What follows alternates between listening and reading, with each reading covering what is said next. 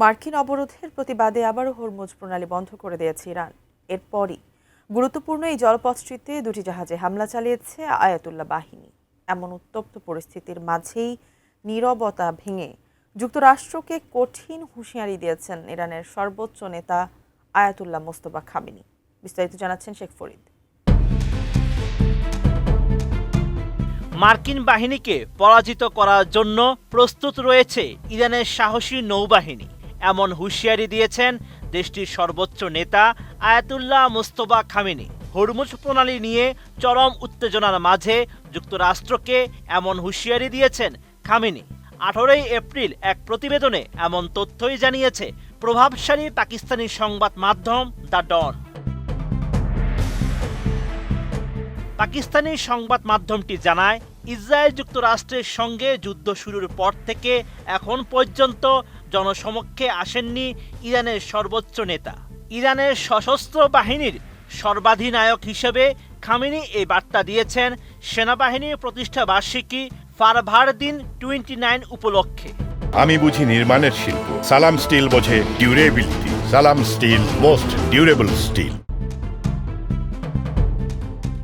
18 April সামাজিক মাধ্যম এক্সে দেওয়া এক বার্তায় মোস্তফা খামেনি লিখেন, যেভাবে ইরানের সেনাবাহিনীর ড্রোন ও আকাশযান বজ্রপাতের মতো যুক্তরাষ্ট্র ও জায়নবাদী হত্যাকারীদের উপর আঘাত আনে, ঠিক সেভাবেই তাদের সাহসী নৌবাহিনী শত্রুদের নতুনভাবে তিক্ত পরাজয় দিতে প্রস্তুত।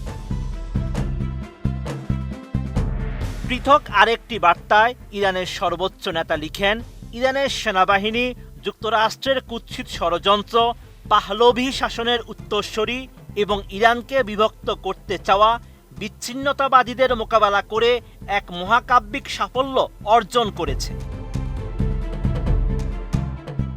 মোজতবা খামেনি আরও বলেন, ইরানের সেনাবাহিনী এখন সাহসিকতার সঙ্গে দেশের ভূমি, জলসীমা ও পতাকার মর্যাদা সুরক্ষায় নিয়োজিত রয়েছে। ইরানের সেনাবাহিনী অন্যান্য সশস্ত্র বাহিনীর সহযোদ্ধাদের সঙ্গে কাঁধে কাঁধ মিলিয়ে অবিশ্বাস্যভাবে ও ঔদ্ধত্যপূর্ণ দুই প্রধান শক্তির বিরুদ্ধে লড়াই করছে।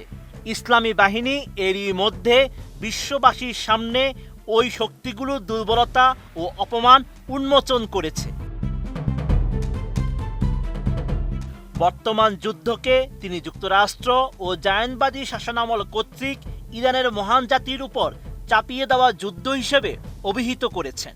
এই বার্তায় তিনি তার পূর্বসূরি এবং আততায়ীর হাতে নিহত পিতা আয়াতুল্লাহ আলী খামেনির প্রতি গভীর শ্রদ্ধা নিবেদন করেন। তিনি উল্লেখ করেন, বিপ্লবের প্রথম দশক থেকেই তার পিতা সেনাবাহিনীর সুরক্ষা এবং এর সক্ষমতা বৃদ্ধিতে নিরলস প্রচেষ্টা চালিয়েছিলেন।